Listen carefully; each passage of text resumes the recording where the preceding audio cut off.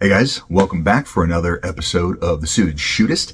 Today, I'm going to be talking about something that came up in conversation over in the Filster Concealment Workshop on Facebook. If you're not already a part of that, I'll link to the group down below. Definitely join up. It's an incredibly useful resource. There were some conversations about dress belts.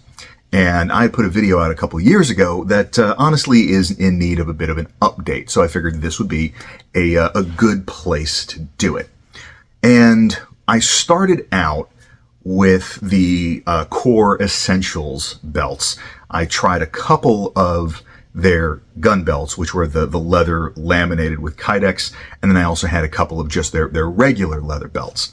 If you watch the old video, I was kind of unimpressed with them over time. I'm not going to go super into depth about it, but basically my biggest issues were twofold. Number one, the quality of the leather that they're using just feels a little cheap. It kind of feels like, vinyl car upholstery. I don't know what quality of leather they're currently using, so I can't speak to if they have upped that since I've tried their belts. Just know what my experience was, but I can look past that. The real sticking point that I had was the release latch on the buckle. And despite the fact that they are saying that they've updated it, from what I can tell, unfortunately, I don't have my old buckles anymore. I think I gave the belts to somebody else's, like for demonstration, but I'll put a photo up of their old one versus the new one. The release latch still seems to protrude beyond the back face of the buckle, and that's the problem, is as you wear it, that release latch is going to rub against your pants, and over time it is gonna wear a hole in them. That was the experience that I had with several pairs of pants. So not saying that it's a guarantee, but I have a real problem with my carry gear causing unnecessary wear and tear to my daily wardrobe. So that's really what knocked them out of the running. I then gravitated to SlideBelt, and from a quality standpoint, I don't really have any criticisms. Their leather seems fine, and there's this kind of slightly pebbled texture to them, which is not necessarily appropriate for the most formal events, but realistically, you can probably get away with it for 90-95% of what you need. And again, subsequently, they may have offered some smoother finishes, so that's also something to factor in. But why did I go away from SlideBelt?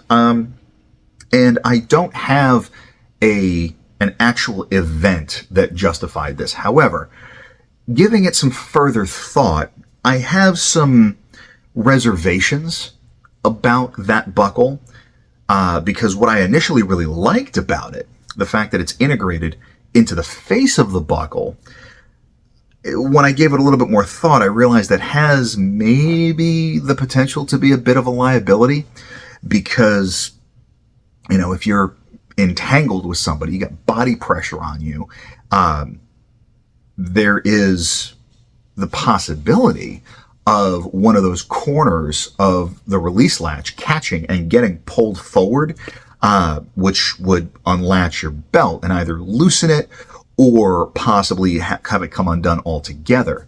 And especially given that your belt is either supporting and physically attached to your defensive tools, or at the very least, the pressure of that belt is a component of the retention on your inside the waistband holster.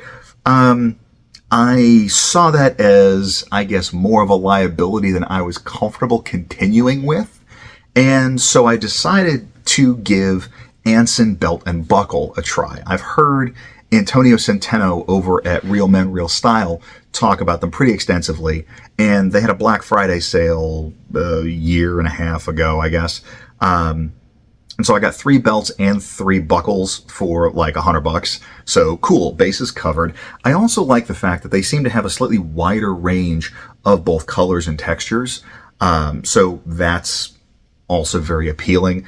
And again, when we look at the buckle and the release latch, not only is the buckle itself a little bit more, I guess, traditional looking And again, you know, the idea is that you want things that are not going to draw the eye to the waistline unnecessarily.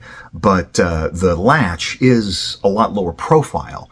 And so, you know, it takes a little bit of doing. You're not going to undo the belt unintentionally. Now, humorous little anecdote, not for me, but that a friend shared with me. Get some practice of actually undoing that belt before you really need to, because that could result in some higher stress types of situations than necessary. Just a little disclaimer there. But again, overall, they seem to be using some decent quality leather. The mechanisms are holding up just fine. And so that is where I've landed currently.